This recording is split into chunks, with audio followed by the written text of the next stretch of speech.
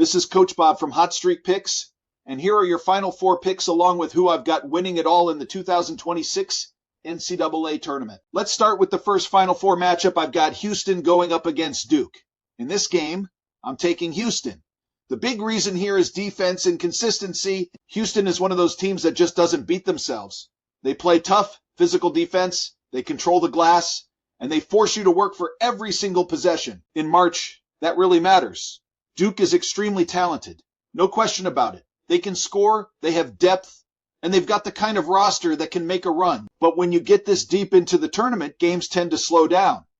Possessions become more important, and that's where Houston really shines. They don't rely on just one guy. They play as a unit, they defend, they rebound, and they stay disciplined for 40 minutes. That's why I see Houston finding a way to grind this one out and move on to the championship game. Now let's take a look at the second Final Four matchup.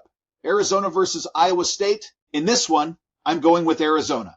Arizona brings one of the most efficient offenses in the entire tournament. They can score in transition, they can score in the half court, and they have multiple players who can step up in big moments. Iowa State is a very strong team, especially on the defensive side. They're physical, they disrupt passing lanes, and they can make life difficult for opposing offenses. So this is not an easy matchup by any means. But the difference for me is Arizona's ability to create offense when it matters most.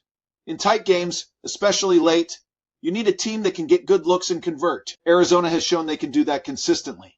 They also rebound well and don't give away too many possessions, which becomes critical at this stage of the tournament. So I've got Arizona advancing to the national championship. That sets up the title game, Arizona versus Houston. This is a really interesting matchup because you've got two completely different strengths going head to head. On one side, Houston brings elite defense, toughness, and discipline. They're going to try to slow the game down, limit possessions, and turn this into a grind-out type of game.